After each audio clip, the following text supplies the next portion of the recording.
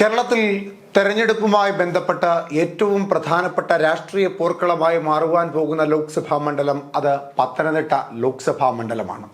ഇടതുപക്ഷ സ്ഥാനാർത്ഥിയായി Thomas ഐസക്കും UDF സ്ഥാനാർത്ഥിയായി ആന്റോ ആന്റണിയും BJP സ്ഥാനാർത്ഥിയായി അനിൽ ആന്റണിയും മത്സരിക്കുന്ന പത്തനംതിട്ട ലോക്സഭാ മണ്ഡലത്തിൽ ഇപ്പോൾ തോമസ് ഐസക്കിനെതിരെ ഒരു രൂക്ഷമായ പരാതിയുമായി എത്തിയിരിക്കുകയാണ് UDF കൺവീനറായ ജോർജ് മാമൻ തോമസ് ഐസക് തന്റെ സർക്കാർ സംവിധാനങ്ങളെ ദുരുപയോഗം ചെയ്യുന്നു എന്ന തരത്തിലേക്കുള്ള പരാതിയാണ് കളക്ടർക്കും ഇലക്ഷൻ കമ്മീഷണർക്കും നൽകിയിട്ടുള്ളത്.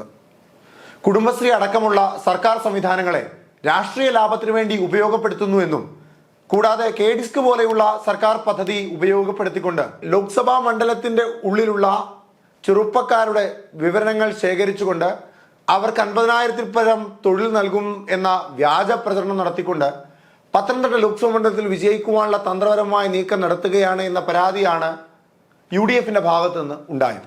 ഇതേ തുടർന്ന് UDF സ്ഥാനാർത്ഥിയായ ആന്റോ ആന്റണിയും LDF സ്ഥാനാർത്ഥിയായ തോമസ് ഐസക്കും മാധ്യമങ്ങൾക്ക് മുമ്പിൽ വെച്ച് തർക്കത്തിലേർപ്പെട്ടു. എവിടെയും സ്ഥാനാർത്ഥി എന്ന നിലയിൽ നമ്മൾ ചെന്ന് വോട്ട് ചോദിക്കും. അവിടുത്തെ ഔദ്യോഗിക പരിപാടിയിൽ പങ്കെടുക്കലല്ല.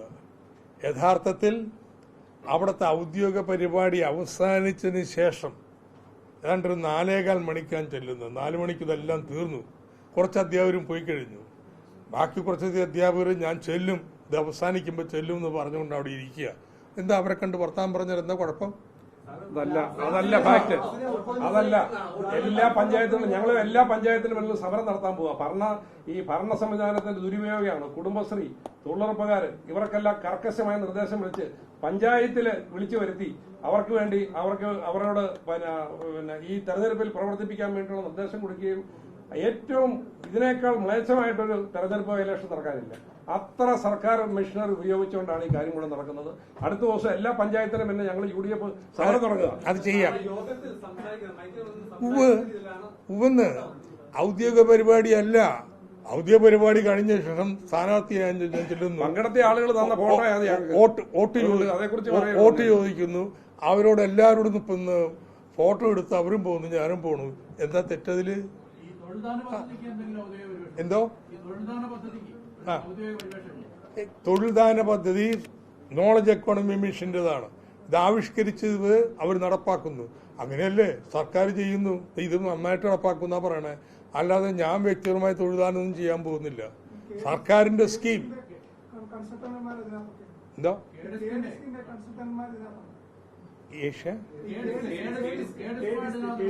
അതേന്ന് അവരുടെ സൈറ്റിൽ ഉണ്ടാവണ്ടേ? അവരുടെ ഉദ്യോഗ പരിപാടി വർക്ക് ചെയ്യുന്നുണ്ട്. ഇവിടെ പത്തനംതിട്ടയുണ്ട്. അവര് ഈ KDISCന്റെ ഉദ്യോഗസ്ഥന്മാര് പത്തനംതിട്ടയുണ്ട്.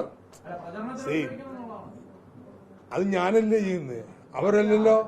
എനിക്ക് സർക്കാർ ഇപ്പൊ ഇദ്ദേഹം ഇവിടെ അവകാശവാദങ്ങൾ ചെയ്തു, ഞങ്ങൾ 5 വർഷം കൊണ്ട് ഇന്നത് ചെയ്തു. ആ പരിപാടി അദ്ദേഹം അവകാശവാദത്തില് വെക്കണേ. അതുപോലെ തന്നെ ഇലക്ഷന് മുമ്പ് ഒരു മൈഗ്രേഷൻ കോൺക്ലേവ് നടത്തി ഈ കാര്യങ്ങൾ ചർച്ച ചെയ്ത് അതിനൊരു പദ്ധതി ആസൂത്രണം ചെയ്ത് അത് ഇലക്ഷൻ പ്രഖ്യാപനത്തിന് മുമ്പ് ഇതിന്റെ നോട്ടീസ് ഞാൻ ഇവിടെ പത്രസമ്മേളനം നടത്തിയല്ലേ. അത് ചെയ്തിട്ടുണ്ടെന്ന് ഞാൻ പറയത്തില്ലേ? ഇപ്പോഴും അവരിവിടെ ഉണ്ട്. ഇപ്പോഴും ഉണ്ട്. തുടർന്ന് പ്രവർത്തിക്കും.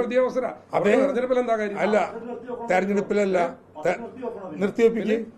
അല്ല, തെരഞ്ഞെടുപ്പ് അവർ ഇറങ്ങണോ? അതാണോ ഇന്ത്യയിലെ നിയമം? ഇല്ലില്ല, അവരുടെ തെരഞ്ഞെടുപ്പ് പ്രചരണത്തിനല്ല. സർക്കാരിന്റെ സാധാരണ പ്രവർത്തനമായി തെരഞ്ഞെടുപ്പ് സമയത്ത് പ്രഖ്യാപിച്ചിരുന്നെങ്കിൽ അത് പാടില്ല. തെരഞ്ഞെടുപ്പ് പ്രഖ്യാപനത്തിന് മുമ്പ് ഈ തൊഴിൽ പദ്ധതി പ്രഖ്യാപിച്ചു. അതിന്റെ ആളുകളെല്ലാം ഇങ്ങോട്ട് ഡെപ്യൂട്ടി ചെയ്തു. ആ പ്രവർത്തനം നടക്കണു. അത് നടക്കും സാധാരണ രീതിയിൽ സർക്കാർ പ്രവർത്തനം നടത്തുന്ന പോലെ. അങ്ങനെ ഒന്ന് വിഭാവനം ചെയ്യുന്നതിൽ ഞാൻ എടുത്ത പങ്കും ഇനി തെരഞ്ഞെടുപ്പ് കഴിഞ്ഞാൽ എന്തതിന് ചെയ്യാൻ പോണെന്നുള്ള കാര്യവും ഞാൻ ജനങ്ങളോട് പറയും. അങ്ങനെയാണെന്ന് മത്സരിക്കേണ്ടത്, അതാണ് ചെയ്യേണ്ടത്. ആന്റോ പറഞ്ഞു ഇല്ല.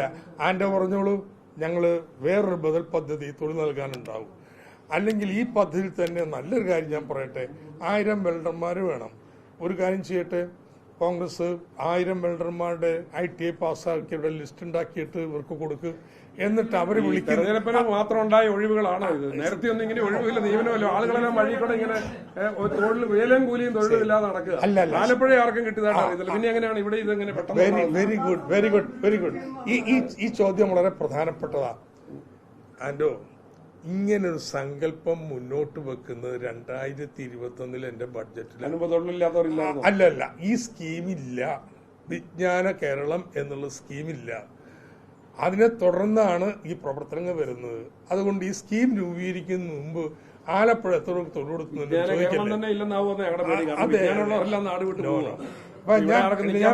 ഞാൻ വീണ്ടും പറയുന്നു, നിങ്ങൾ ചെയ്യേണ്ടത് കുറച്ച് ക്രിയേറ്റീവായിട്ട് ഈ തലമുണ്ടനൊക്കെ പഴയ പരിപാടികളാണ്. ഒരു 1000 പേരെ കണ്ടെത്തിയിട്ട് അവർക്ക് തൊഴിലിന് അപേക്ഷ കൊടുക്കുക. അപ്പൊ അവർക്ക് വിളിക്കുന്നില്ല, ചെയ്യുന്നില്ല എന്ന് പറയുമ്പോൾ നിങ്ങൾക്ക് ശക്തമായിട്ട് പ്രതിഷേധിക്കാം.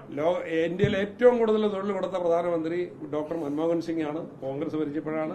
കോഴഞ്ചേരിയിൽ വെച്ച് നടന്ന അധ്യാപക സംഘടനയുടെ പരിപാടിയിൽ സർക്കാർ സംവിധാനങ്ങളെ ഉപയോഗപ്പെടുത്തിക്കൊണ്ട് അദ്ദേഹം പ്രചരണം നടത്തിയെന്നും കൂടാതെ സർക്കാർ സംവിധാനങ്ങളിലുള്ള പല വിഭാഗങ്ങളെ ഉപയോഗപ്പെടുത്തിയാണ് അദ്ദേഹം പത്തനംതിട്ട ലോക്സഭാ മണ്ഡലത്തിൽ വോട്ട് ശേഖരണം നടത്തുന്നത് എന്ന രൂക്ഷമായ ആരോപണമാണ് ആന്റോ ആന്റണി അടക്കമുള്ള UDF നേതാക്കന്മാർ ഉയർത്തിയത്. എന്തായാലും സംസ്ഥാനത്തെ വിവിധ ലോക്സഭാ മണ്ഡലങ്ങളിൽ തെരഞ്ഞെടുപ്പ് ചട്ട ലംഘനം നടക്കുന്നു എന്ന തരത്തിലേക്കുള്ള പരാതികൾ നിരവധിയാണ് വരുന്നത്. അതിൽ ഏറ്റവും പ്രധാനപ്പെട്ട ഒരു പരാതിയാണ് പത്തനംതിട്ട ലോക്സഭാ മണ്ഡലത്തിൽ ഉയർന്നു വന്നിട്ടുള്ളത്. തോമസ് ഐസക് സർക്കാർ സംവിധാനങ്ങൾ ഉപയോഗപ്പെടുത്തുകയാണോ, അല്ല ജനാധിപത്യപരമായ രീതിയിലാണോ തോമസ് ഐസക് തന്റെ കർത്തവ്യങ്ങളും വോട്ടഭ്യർത്ഥനയും ഒക്കെ നടത്തിക്കൊണ്ടിരിക്കുന്നത്? എന്താണ് നിങ്ങളുടെ അഭിപ്രായം? കമന്റ് ബോക്സിൽ രേഖപ്പെടുത്തുക.